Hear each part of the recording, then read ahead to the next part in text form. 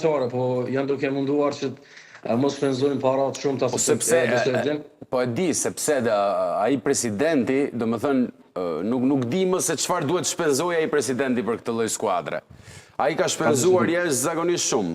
Dhe mënyra e shpenzimit, për shembull, janë disa detale të vogla, besoj din ka ndaluar ushqimin përveç stafit për një ekip si Manchester United që është një brand botror, nuk do të ishin themi telashe, pastaj e lexuam edhe lajmin e trenerit që pagoi biletat për familjarët e stafit të tij në rregull, kjo është një gjest i mirë, por gjithsesi mendoj do thotë që disa detaje po e bëjnë që këto detaje të udhëheqësisë po e bëjnë që edhe të ndikojnë mbas edhe tek absolutisht, sepse ai presioni që e bëjnë mediat në Angli është tepër i madh për lojtarët që vinë, sidomos që vinë jashtë ishullit ose jashtë Anglisë, dhe e kanë shumë vështirë me përballu, kështu që mendoj që krejt kjo edhe shpenzimet e larta edhe shumë shpesh të kota në çmime edhe nuk e kanë treguar atë kualitetin që kanë prit, i kanë lodhur mbase drejtues të ekipit të Manchesterit, po këto janë detajet vogla në kuptimin që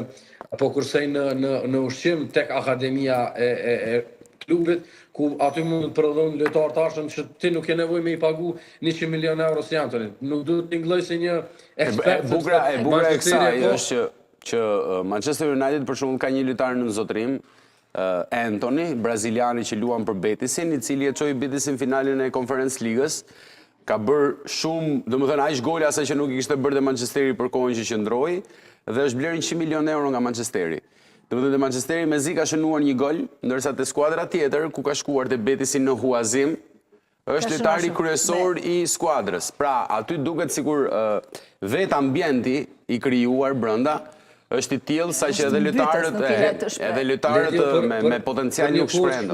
Për një kohë shkurt trajner portugez ka fituar edhe thinjat flokëve, domethënë për një kohë tepër shkurt se nuk ka shumë çka. Po, është janë kthyer në meme këto, domethënë nëse do të thinjesh mund të shkosh te Manchesteri.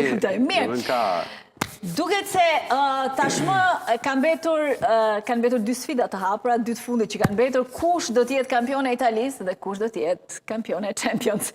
Nesër Napoli apo Interi, duket se është edhe përballja më e madhe në kampionatin italian. Nuk ka asnjë kampionat tjetër të hapur. Esmeralda janë shpallur praktikisht të gjithë fituesit, vetmja garë është kampionati italian.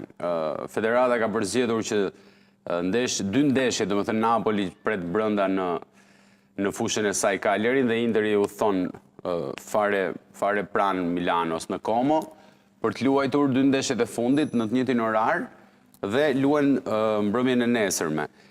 Diferenca është një pikë, diferenca është një pikë, Napoli është një pikë përpara.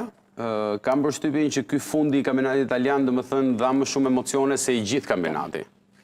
Sepse të gjithë prisnin domethënë një fitore të Napolit për shkak edhe të mungesës pjesëmarrjes në Kupat e Europës, edhe e shikoni domethënë shumë më të lehtë rrugën e Napolit drejt fitimit të titullit, por ja që gaboi disa raste Napoli, nga krahu tjetër këto raste nuk i shfrytëzoi Interi. Ndeshjen e fundit madje barazoi brenda në Milano me Lacion, të cilën e kishte mundur 3 herë më përpara me rezultate tenistike nga 6-0, 4-0 e me radhë.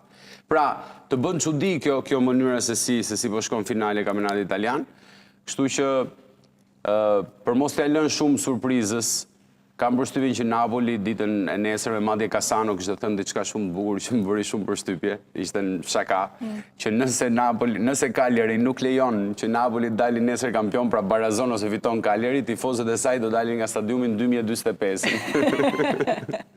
Kështu që kam përshtypjen që nesër të gjithë napoletanët me zi e presin, është trofe që për ta vlen shumë se për Interin, sepse Interi është edhe pjesëmarrës finalen e Championsit, edhe kam përshtypjen që në këtë kampionat midis Interit dhe Napolit jo se ka një skuadër specifike që e meriton, sepse ka qenë një kampionat që nuk është se ka prodhuar shumë spektakël, por që u dominua deri në fund nga Interi dhe ishte surprizë. Në një lloj forme Napoli domethënë shfrytëzoi këtë lodhjen e tepër të skuadrës tjetër, të skuadrës së Interit, edhe e mori kreun dhe e mbajti për disa kohë. Ka duket dora e trajnerit, ka një trajner i cili ka, domethënë, goxha dorë brenda atij grupi, edhe pse i hoqën lojtarin më të mirë të skuadrës, Kvaratskhelia.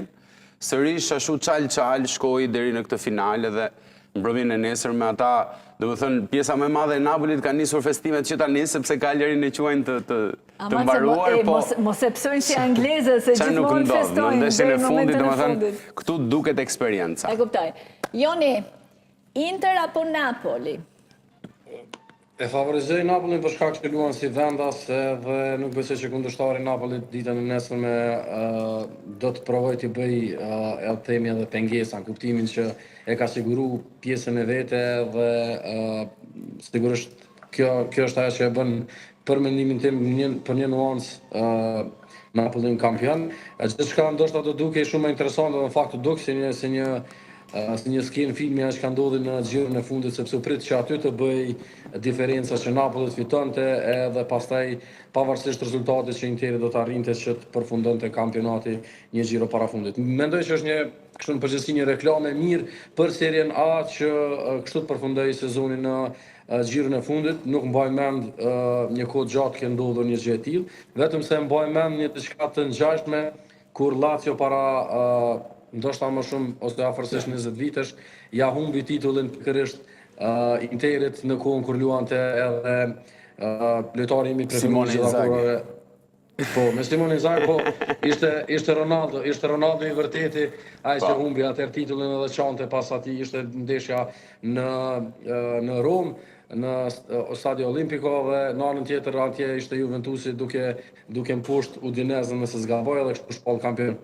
Prej asoj kohë nuk është që mbahet mend të jetë përfundu kështu sezoni sepse ka dominuar një kohë ekipi Juventusit dhe pastaj këto vitet e fundit kur është bërë Milano apo Interi është definu pak më herë. Kështu që unë jap një përparësi edhe pse me Ledjen jemi rival lokal, rival të qytetit të Milanës.